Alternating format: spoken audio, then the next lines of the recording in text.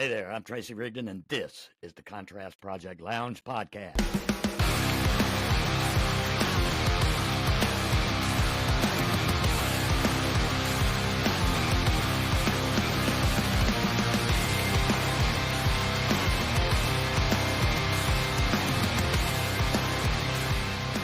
Often random, but always relevant, always real, and practically nothing is off limits.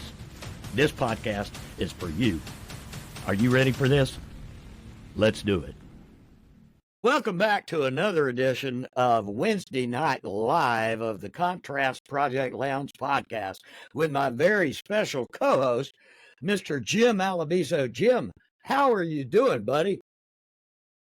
I'm doing really great. Took me a while to get here today. It was a really busy day, but I was really looking forward to this one. But So yeah. that's what happens when we start getting fucking old, right? Yeah, and I'm getting there. I think I'm the oldest one in the room, right?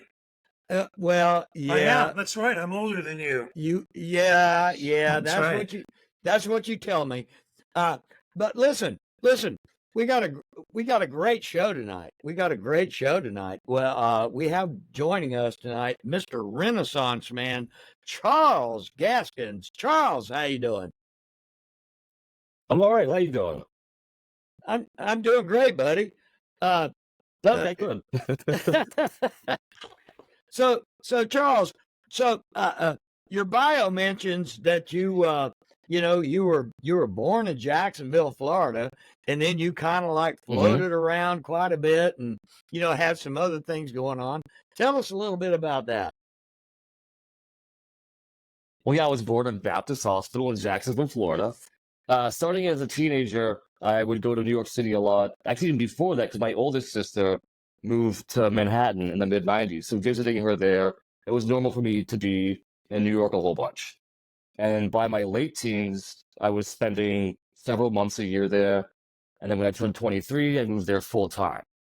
So kind of me playing music and DJing. And I don't mean like wicka type DJing. I mean like I buy old 45s, like old cunts do and all that. And yeah, so that really got me there. And then I did sketch writing in New York City, and all kinds of stuff. Did you have like one of those 45 players, where you open it up and you put the 45 in? Like one of those little... As a kid, I did. Yeah. Me too. But that's Yeah. really, I had. But yeah, in venues and bars, it's standard, Technics or whatever turntables. Yeah. Remember Tim Miller used to do that a lot. You do remember Tim Miller? Bring their own. No. Flying Saucer Productions. He did a lot of stuff up on the Music Hall on St. Augie. But before the band would come on, he'd sit there with his bow tie and sit on this and have this 45 player on the thing, and he'd just play some singles for the audience instead of an opening act. That's fun. Yeah, it was cute. Right. Yeah, he's passed a year or so ago. So sad. Yeah. So more recently, let's bounce a lot forward. We'll go back to your Brooklyn days, but more. I get recently, ADHD, so I'm used to bouncing around topics.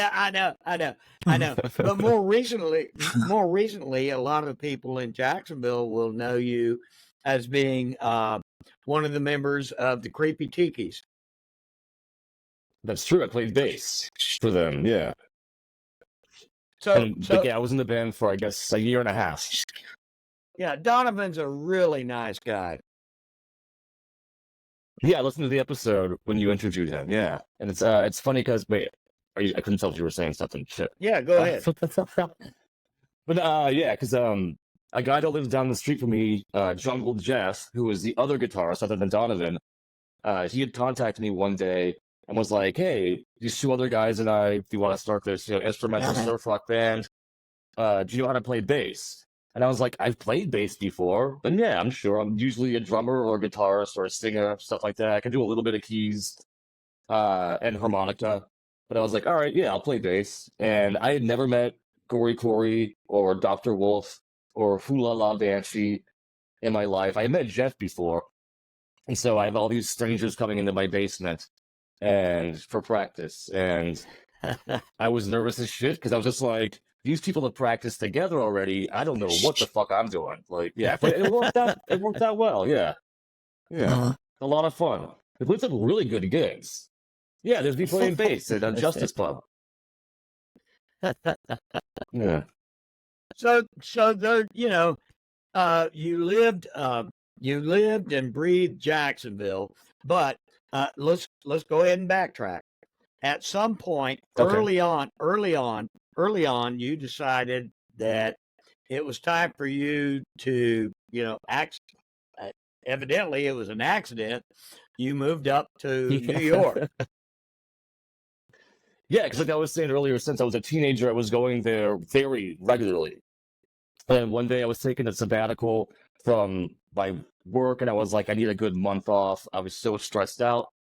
And my friend Dave had only moved to Brooklyn a few months before me. He didn't have any friends there.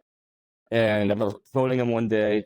This is when you still had to pay for text messages, so we still called each other. I was like, can I sleep on your sofa for a little while? He's like, please, I don't know anyone here.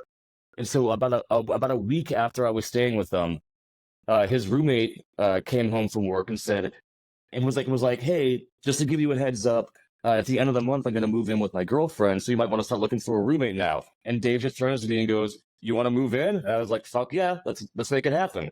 And so I was able to get a really crappy job in the West Village and like working the dish pit, running the food, and then doing deliveries. And as you know, being a Brooklynite, you know how fucking disgustingly hot it gets, especially in July. I didn't have a scooter or a bicycle. It was all on foot. So I'm holding, and most of our opposites, I'm holding these giant bags, 23-year-old me, and the sweltering heat, having to use the service entrance where there's no AC at all. So I'm just like dripping with sweat, like trying to make people not lose their appetite by giving them their food. Not fun. Like, whatever. Job's a job. Yeah, sometimes you just got to do it. Yeah, but then but when you go through an experience like that, it also invigorates your creativity, because I know that oh, definitely, yeah. Over the years, you've been able to write quite a bit. You write comedy. You've done writing books. You've been involved in other music ventures. Oh, your connection's breaking up. Okay, you're back. Everything. So if you don't take that step, then you don't know where your creativity, really lies, right? I have no idea what you're saying. It sounds like the Tin Man's talking in my ear. Well, what I'm saying is, if you don't take that, it's all garbled. If you don't take that step, if you don't take that chance, if you don't, step out there and put yourself out there, then you don't know where your creativity is. So you have to take that step. Exactly. Yeah. It's all about chances. Yeah. Really putting yourself out there. Yeah. And shortly after I moved to Brooklyn full time, I started my first band there with Dave, my roommate, and my fake sister Alessandra that I met when I was 19, playing shows in Philadelphia, actually. And we found a drummer, and I named the band the Clean Teens, and I wrote 10 songs in one day. And yeah, it's you can tell that it's how do you write 10 songs in one day? That's prolific. You just don't give a fuck. You just bang it out. And this is also me. I'm not even plugged in. I'm not even plugged into an amplifier. I'm on the third floor above a shoe shop and a beauty shop, and right next to Woodhull Hospital. I don't know if you're on Ellery Street. I don't know if you're familiar with that really, really crappy hospital, Woodhull. That was at the end of our block.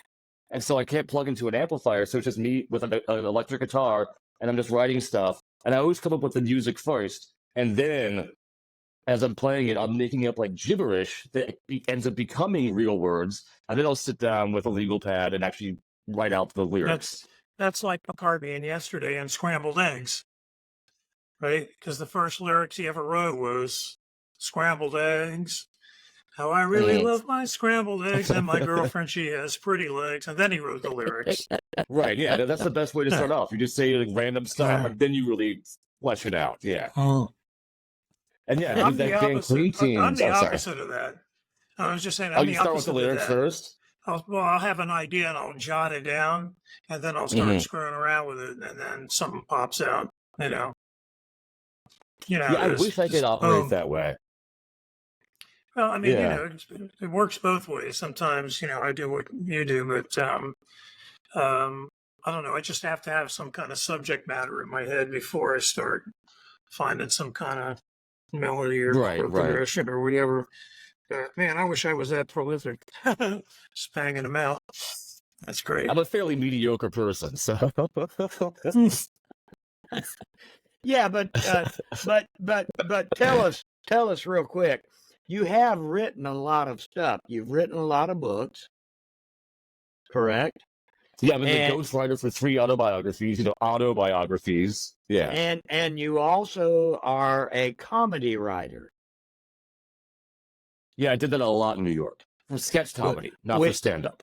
Which means you are basically a walking smartass. Essentially, yes. Yeah. So who did you write for? Well, are you familiar with the Upright Citizens Brigade Theater? And they no longer exist in New York City. They're all based out of Los Angeles now. There were a lot of different sketch comedy groups there, and people that would do stuff. And so, including one of my girlfriends, she had a monthly show there. We'd rather not say her show name because I don't want to give her any promotion. Yeah, so a lot of people in the comedy scene, would be like, hey, I've got this sketch idea. You want to go over it? And they'd be like, okay, yeah. And I do what's called punching up or some rewrites and stuff like that. Oh, and I also did punch ups for a bunch of I don't want to say what television networks, but there might be a Mark in a hall somewhere or something like that, and A Time of Your Life. So you can kind of guess what cable channels I'm mentioning, where they have those really saccharine, corny, made-for-TV films. And so they have cookie-cutter scripts. And so they want people to come in and make it not as boring. And I'm not allowed to make, dirty jokes. It has to be, something that, a sad person with their cats having a drink would want to watch. Literally what I'm doing right now. And so, yeah, we'd sit in a room, we'd sit at a writer's table, we get shitty bagels and shitty coffee, and we go through the script page by page. One person would read out the script, and after we're done with one page, we'd all kind of be like, oh, maybe the dog can accidentally knock over something to spill on her shirt. Just dumb things like that, because they haven't shot it yet. It's all just looking for cheesy, corny things. And people will be like, oh, it's ugh. Yeah, but I mean, you get a paycheck, so not for very much, but yeah, it's worth it. Nice. I think it's free too. That's great. Wow, what fun. I know, right? Yeah. Given your background, and there was a time, that you had a blast in New York, and there was a time that you decided to come back to Jacksonville. And so you came back to Jacksonville, where you were born, right? Born and raised. Mm-hmm. And what did you see after spending time in the big city? What did you see when you came back to Jacksonville? Well, I would visit fairly often because of my parents being here. And 2 of my sisters moved back to Jacksonville as well. And the reason why I came back to Jacksonville is because of my father's health. And as you know, I was just at my father's funeral yesterday. But yeah, so I was kind of used to the pace of Jacksonville still, because I come back 2, maybe 3 times a year for visits. I still have tons of friends that I've known here for ages, since the 90s, some of them. And so it's people I still hang out with to this day. So it wasn't a huge shock, especially because I got here right before the pandemic hit. So everyone had to slow down and kind of be alone. And so I think that helped adjust. like me adjusting from coming Right. straight from 15 whatever years in New York City back to Jacksonville. Right. Yeah, That's a definitely.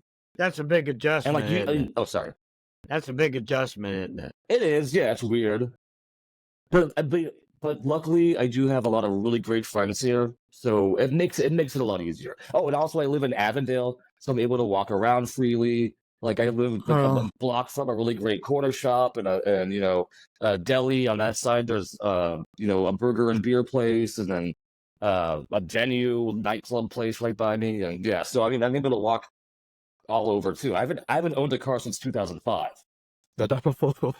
Wow, that's great. Yeah. Well, that's And then, That's oh, what of I course, like. you- That's what I like about this part of town is like I'm on the corner of King and Riverside That's to Okay. the hospital. that's And it's just amazing. nice to be able to just walk out your door and go anywhere. Well, that's Up amazing. on the way.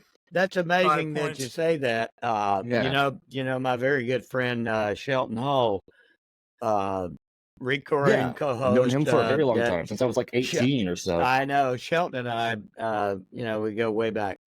Shelton has never owned a car, and still does not drive. Pretty impressive. Think of all the tens and tens of thousands of dollars that he saved Yes. over his lifetime.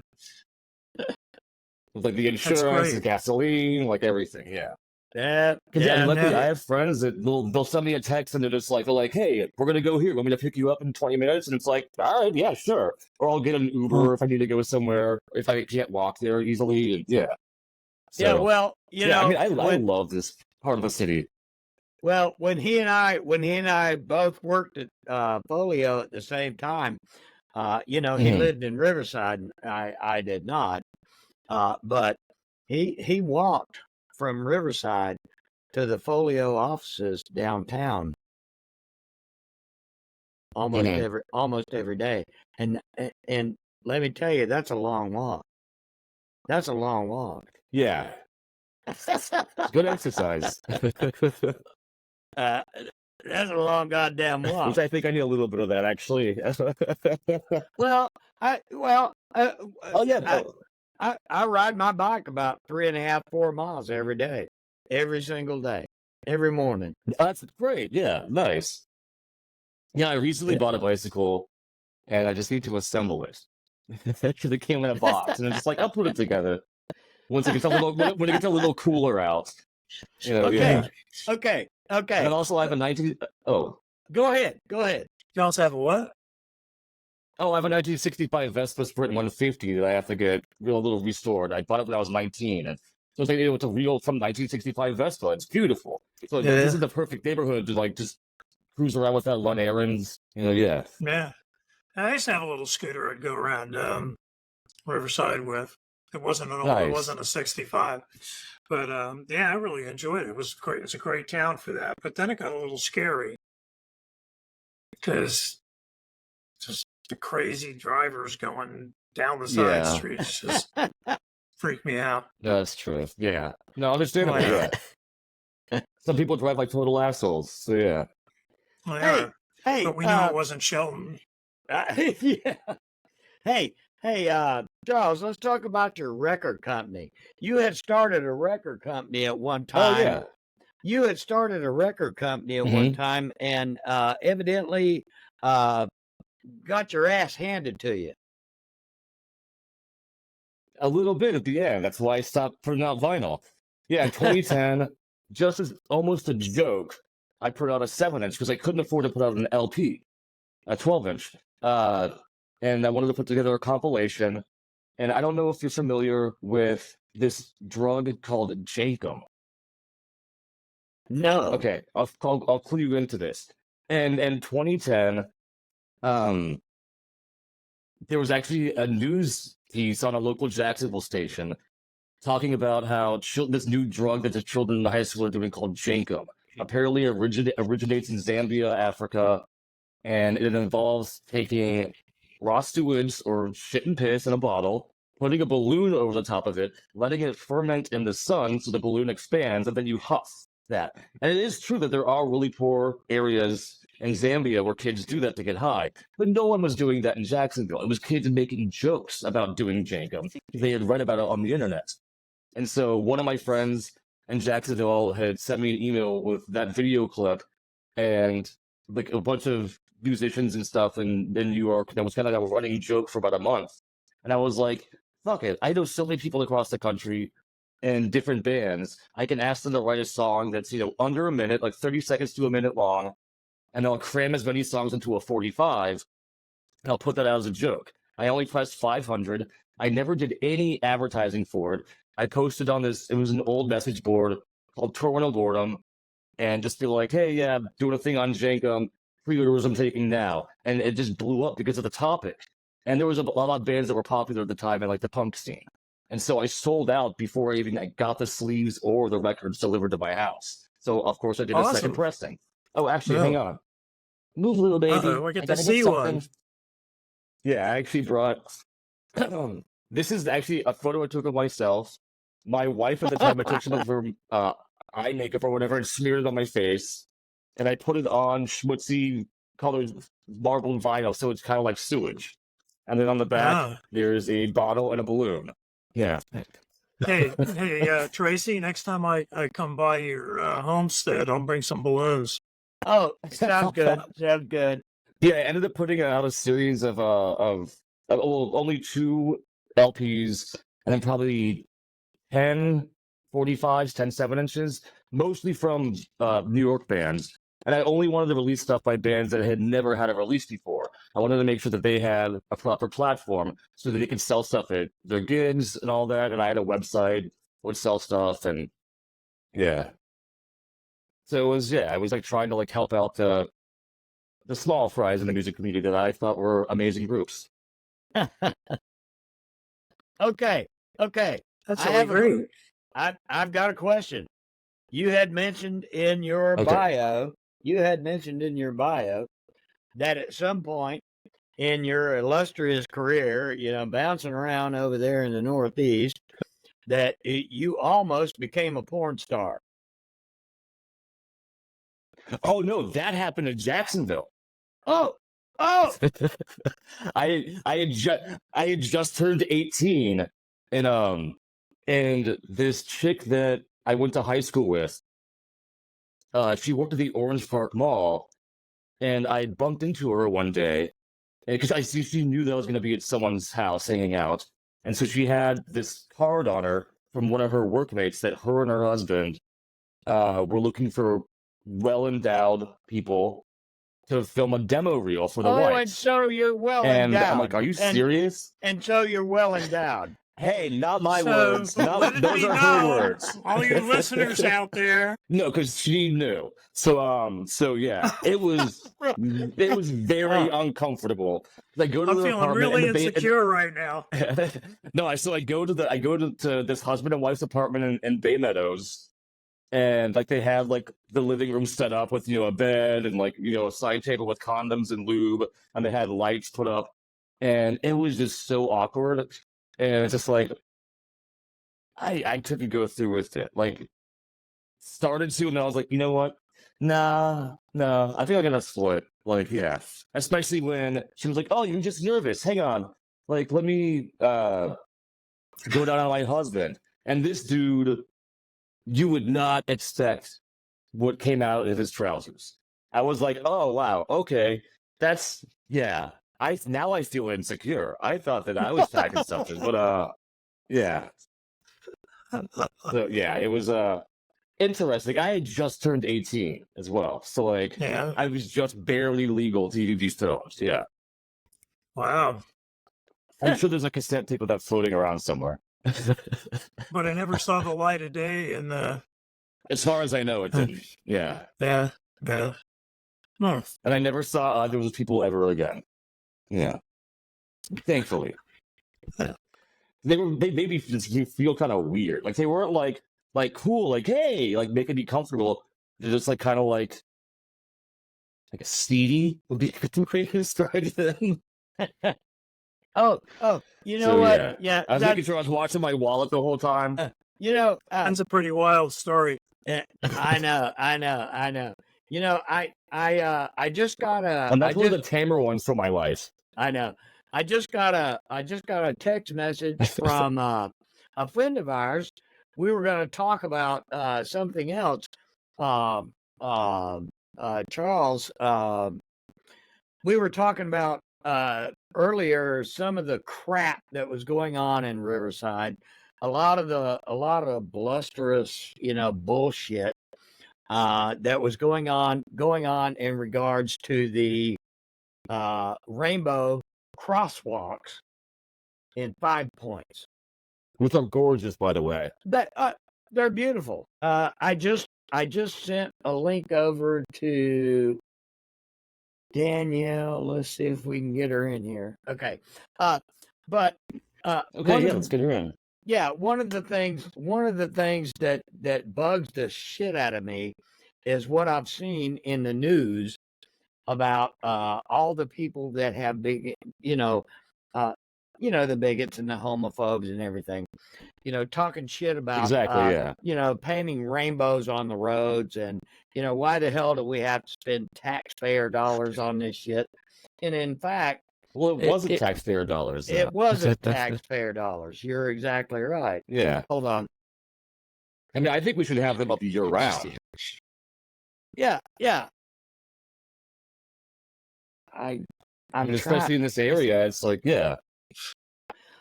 Well, yeah, especially. Well, I would say. Well, you say that. It is an LGBTQ friendly neighborhood, and so that makes sense. Definitely. It makes sense that they would do that there, and in my opinion, people that are bitching about that, they don't even live there. Exactly. Yeah. They live in Ocala and shit like that. Not even here. Okay, I'm trying. And I have no problem with Ocala. They got beautiful horses and stuff. I know. But it doesn't make any sense to me. I mean, first of all, Danielle Cleary, the owner, her and her husband, with Heart Space Art, they've spent a lot of time and energy and giving of themselves in doing murals around the city, and doing a lot of doing other rainbow art projects. And I know that they spent a lot of time picking out the colors, the type of paint that they were going to use, because they had to work hard to do that, because you can't just spray paint asphalt. They had to clean the road. Exactly. It's going to go away in a day. Yeah. They had to clean the road. They had to scrape the road. They had to, put down this industrial paint and everything. And then, the news channels covered it, as they should. But then you get those goddamn trolls on the news channels that bitch and moan. But that it doesn't even matter. It doesn't what you publish anymore.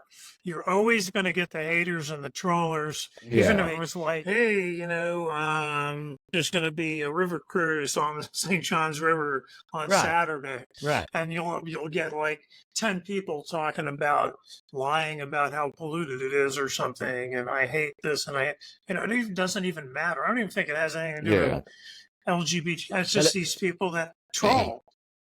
That actually reminds me of the other year. There was a portion of either St. Augustine or Old St. Augustine Road that had a bike lane, and they had put a special green paint on it to make it more visible for drivers, so it's safer for cyclists.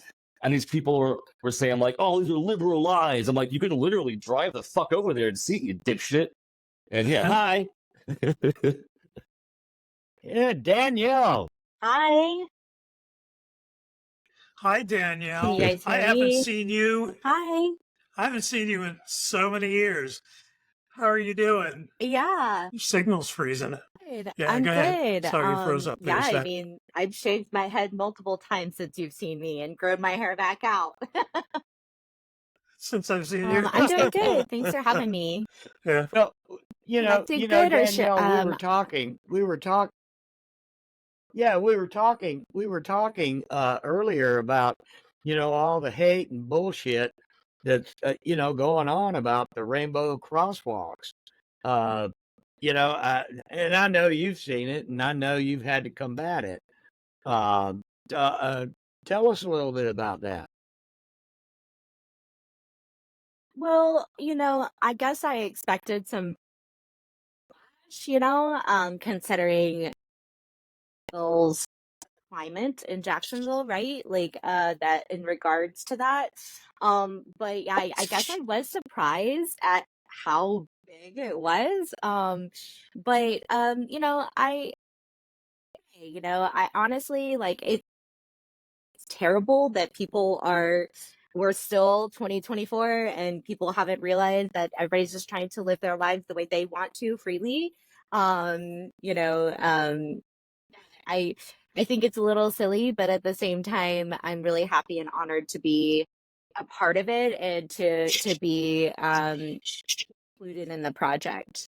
Chosen, they thought of us and thought we were the perfect fit, and to be thought of for something like that, it truly it's a symbol that I'm doing my job right.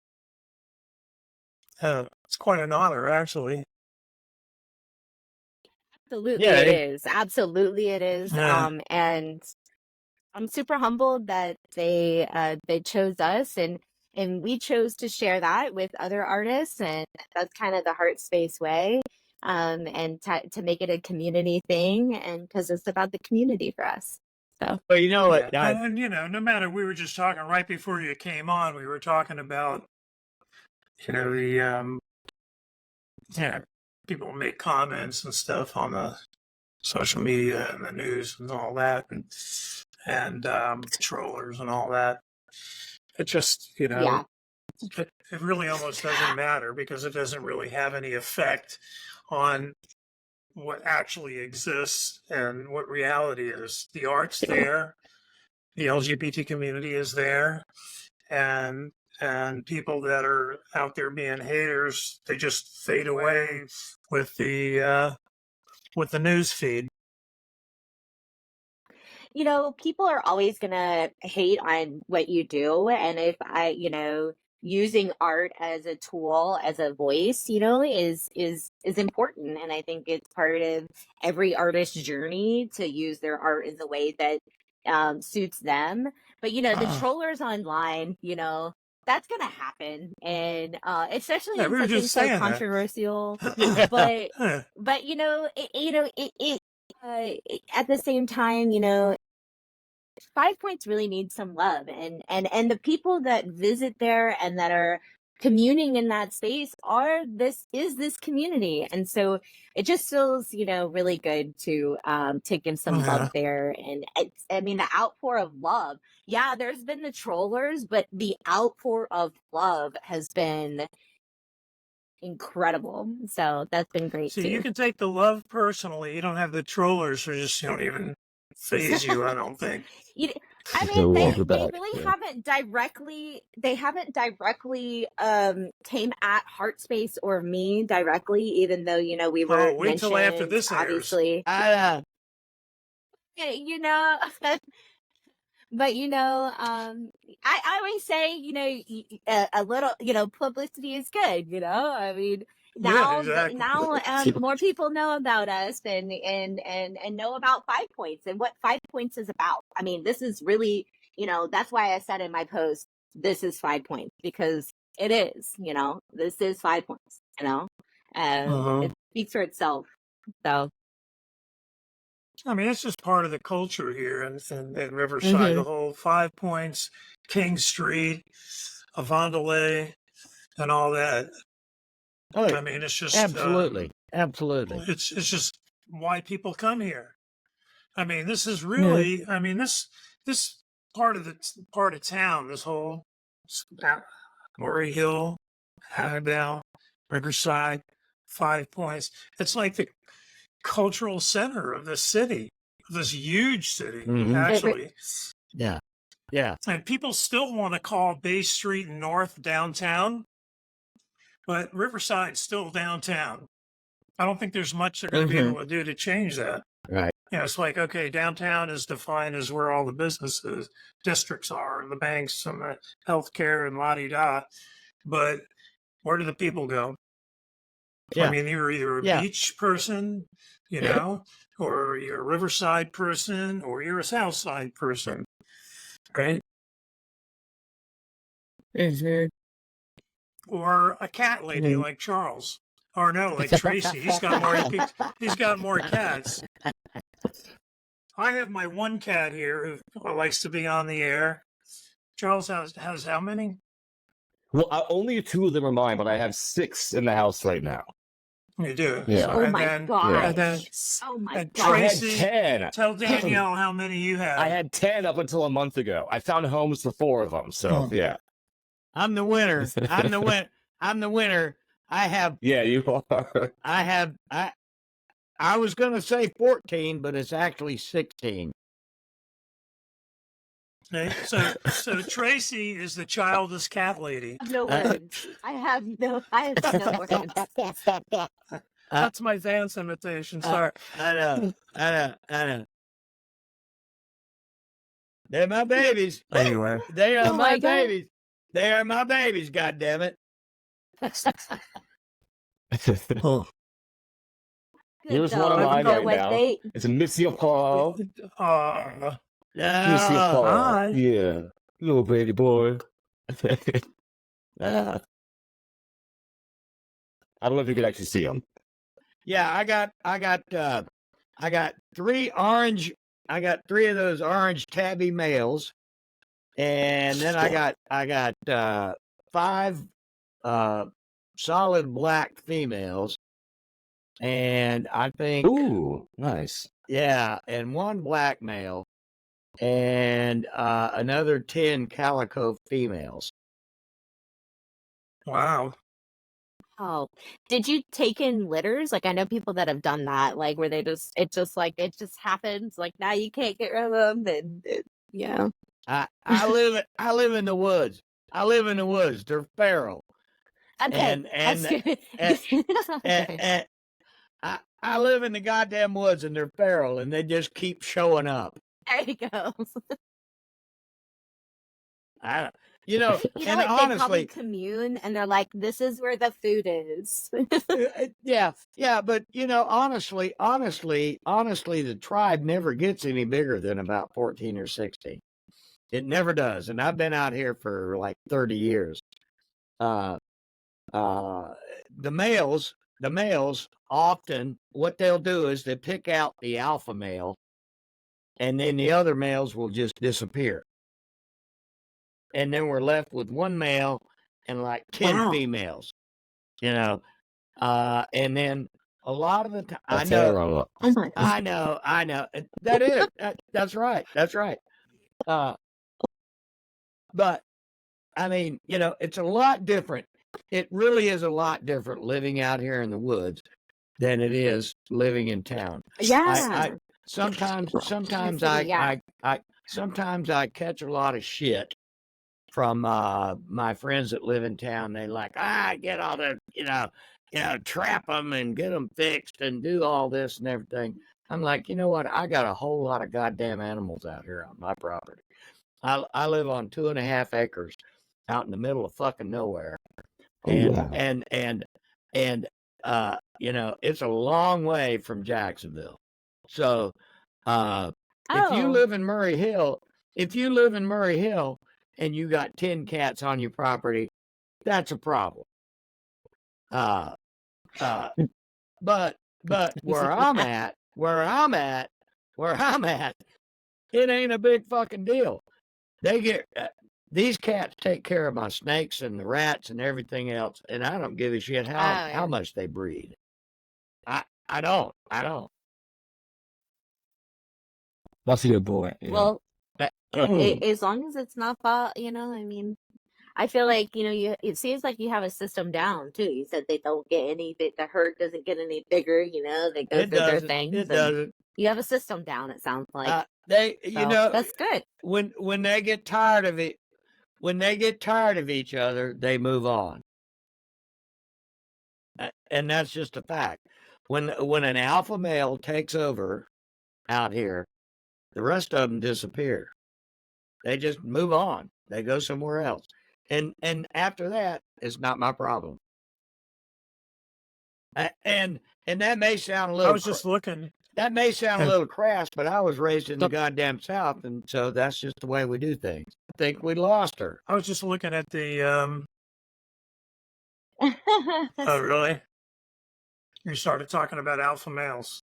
I know, and we lost, and then we lost her. I didn't mention penis. I'm here. I'm still here. You're just sideways now. No, I didn't. I didn't say anything about that. Okay, there we go. Okay. There we go.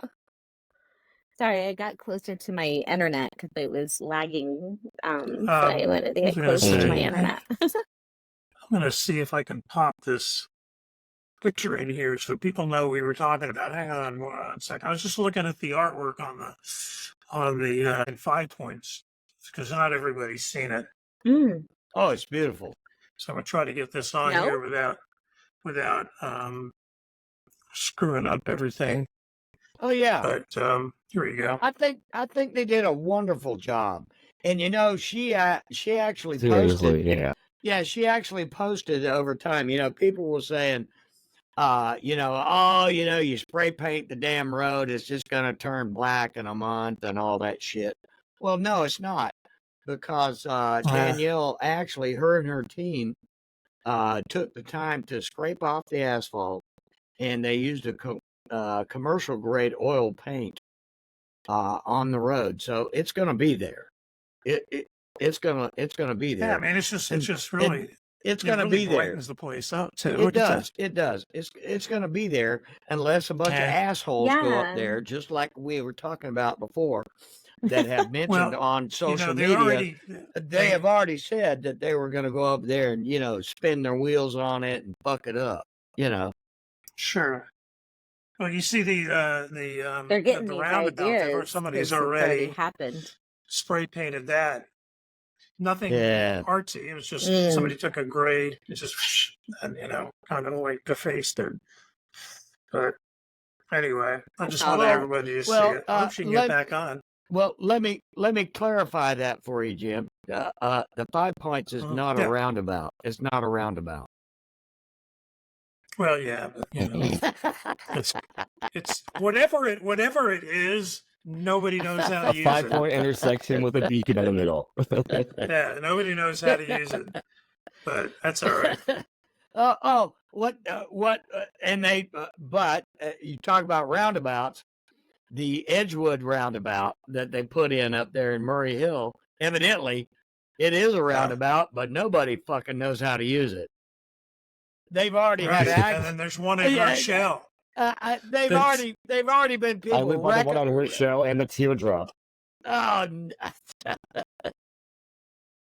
that's crazy. I go to England, just once a year, and they're pretty easy to use over there. It's nice because it just cuts down on the traffic lights and all that. It's great. But even the driving is different over there. Like I'm going down Oak Street, right? And, it's kind of narrow, cars parked on either side. And somebody's coming this way, somebody's going that way, and somebody's got to move over or slow down. But not here. They get all revved up. They get all alpha. I'll see who moves first. Right? We're in England and you're driving down. Cheerio, mate. Pulls off to the side, having a good day. It's great. Catch you later, and all that. Big Ben, Parliament. I got a reference. National Lampoon's European Vacation. Big Ben, Parliament. I got Danielle coming and back they hit in. Eric Idle, and he's like, "Oh, I'm bloody." Okay, nice, good, okay. There she is. We were just showing off your your work. It was we were just showing off your work over here. Yeah, we were showing pictures. Yeah. So that's really nice. Yeah. Yeah. It's true. No, and I those love people the are a bunch of fucking crosswalk. cowards, too, that want to destroy it. It's ridiculous. Yeah. Oh, well. Yeah.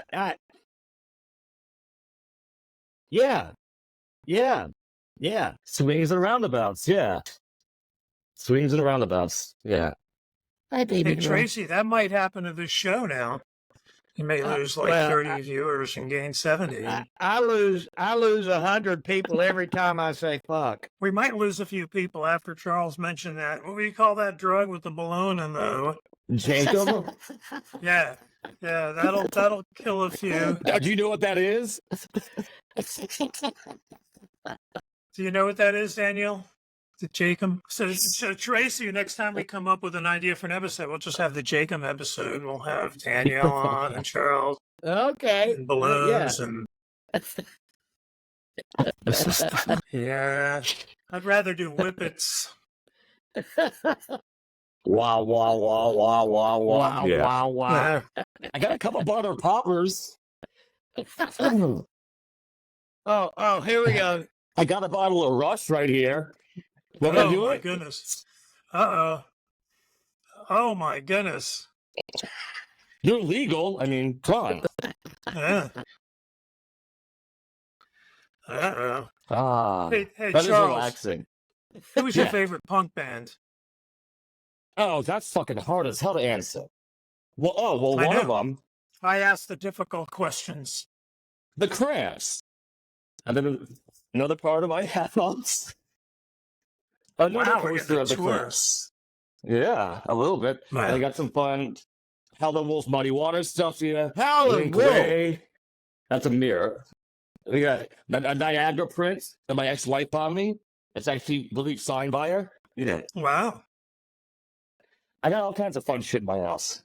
You want to see what That's- powder room looks like? It's just wall to wall, bunch of crazy pictures. Yeah. Oh. Did you consider Devo like a punk band? 100%. I love Devo. I'm not walking down to my basement, but if I did, Ugh. you'd see that I have a mannequin head with an energy dome and beautiful. the black frame glasses with the eyebrows on it. Huh. Yeah. Yeah, we are not men. We are Devo. Hey, and That's guess true. what? Coincidentally enough, this is their producer on one of their albums. shit. Todd Rundgren Wondering, yeah. produced one of Nice. one of their albums. And Well, I'm glad I asked that because then we got a tour of your house. that's right. That's right, Charles. And You saw a tiny, tiny bit. and Jim actually did some work with Todd Rundgren. Yeah, no I shit, did. nice. Wow. I had a post-production house up in Atlanta years ago, and we did some video for one of his videos. Did some special effects and Nice. stuff. Yeah, it was a lot of fun. Yeah, Hey, Danielle, let me ask. yeah, I'm a big fan. I know. Okay. We're surrounded by the great guys. Hey, Danielle, let me ask you. Now that you've done this project in 5 Points, what are you looking to do next? What is your next big project? Nice. That's great. I remember when you started scribbling. I remember at Vagabond, you sat there with your, Scribbles. I must have missed. Scribbles and things from Star Trek? Yeah, I remember Yeah, that. trouble with tribbles. Oh, the trouble with. I know, it's great. I'm so proud of you. It's like so cool to see that because over like many years, that's very cool. Yeah, that's great. What's your next thing going on, Charles? If there is one. I'm still writing a lot of. With musically, I've been doing a bunch of stuff in my basement. I've got a small little practice area in there with mics and shit.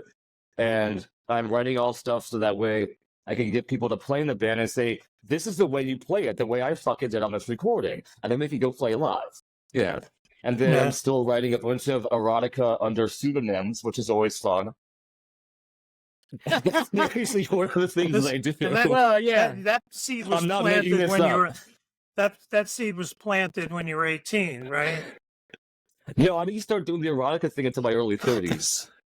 Because I was like, okay. oh, I had a friend that was doing that and writing it under pseudonyms as well. And I was like, shit, I can lazily write some erotica in like a day and then publish it as an ebook. And people, because I just kind of see what's trending with like adult books and stuff at the time, and it's like, oh, okay, I can do something with aliens, and I'm being serious. I really had to do like an alien thing. It was very strange, but yeah, it sold okay. Yeah, yeah, Wow, that sounds like a lot of fun. Well, I know that. yeah. The only things that sorry. No, I was going to say that I know that all I'm going to do is for the rest of the night I'm going to be watching the DNC, and I'm going to be writing a whole lot of smart ass bullshit. Like always. Yeah, Exactly. Yeah. Right. I am. I'm digging in. Danielle went sideways on us. Yeah, she went sideways on us. Yeah, it's That's okay. That's okay. That's okay. But what I was going to say, Jim, we have had a fantastic night tonight. We've had a lot to say. Let me ask you a question. Do you have a closing thought for us? Well, it was really nice. What was that? Like always, when we do these, is you always kind of walk away inspired, because you get to meet really creative people like Charles and Danielle. And, now that I know how prolific... Stop. Now that I know how prolific actually, both of you guys are pretty prolific, because you write your ass off, Tracy, too. And I'm